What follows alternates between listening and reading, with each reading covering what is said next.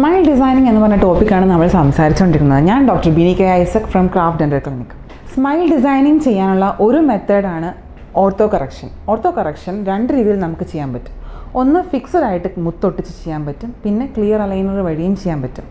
ഇത് പല്ല് സ്ട്രെയിറ്റൻഡ് ആക്കാൻ അല്ലെങ്കിൽ പല്ല് നിരയുള്ളതാക്കി എടുക്കാൻ വേണ്ടിയിട്ടുള്ള രണ്ട് മെത്തേഡ് ഓഫ് ട്രീറ്റ്മെൻ്റ് ആണിത്. ഇത് രണ്ടിൻ്റെയും റിസൾട്ട് ഏറെക്കുറെ സിമിലർ ആയിരിക്കും. ക്ലിയർ അലൈനർ എന്ന് പറഞ്ഞു കഴിയുമ്പം 7 ദിവസം കൂടുമ്പം അല്ലെങ്കിൽ 10 ഡേയ്സ് കൂടുമ്പം അല്ലെങ്കിൽ 14 ഡേയ്സ് കൂടുമ്പോൾ ചേഞ്ച് ചെയ്യുന്ന കുറച്ച് സെറ്റ് ഓഫ് ട്രേസ് ആയിരിക്കും.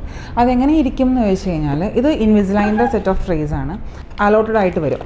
ഒരു ഫസ്റ്റ് ഡേ ഇത് ഉപയോഗിക്കുക, ഈ സെറ്റ് ഉപയോഗിച്ച് കഴിയുമ്പം ഇത് ഉപയോഗിക്കുക, ഇത് ഉപയോഗിച്ച് കഴിയുമ്പം ഇത് ഉപയോഗിക്കുക, അങ്ങനെ മാറി മാറി ഉപയോഗിക്കും. അപ്പം ഈ ഓരോ ട്രേസ് മാറ്റി വെക്കുന്നതനുസരിച്ചാണ് നമ്മുടെ വായിലുള്ള പല്ലുകളുടെ മൂവ്മെൻറ്റ് നടക്കുന്നത്. ഈ മൂവ്മെൻറ്റിനനുസരിച്ച് നമ്മുടെ ഈ ട്രീറ്റ്മെൻറ്റ് പ്ലാൻസ് എല്ലാം, അതായത് ഇപ്പം ക്ലിയർ അലൈനേഴ്സ് ചെയ്യുമ്പോൾ ഒരു ഗുണം എന്നാന്ന് വെച്ച് കഴിഞ്ഞാൽ, നമുക്ക് ഈ ട്രീറ്റ്മെൻറ്റിൻ്റെ ബിഫോർ ആൻഡ് ആഫ്റ്റർ നമുക്ക് ട്രീറ്റ്മെൻറ്റ് തുടങ്ങുന്നതിന് മുമ്പ് തന്നെ നമുക്ക് കാണാൻ പറ്റും.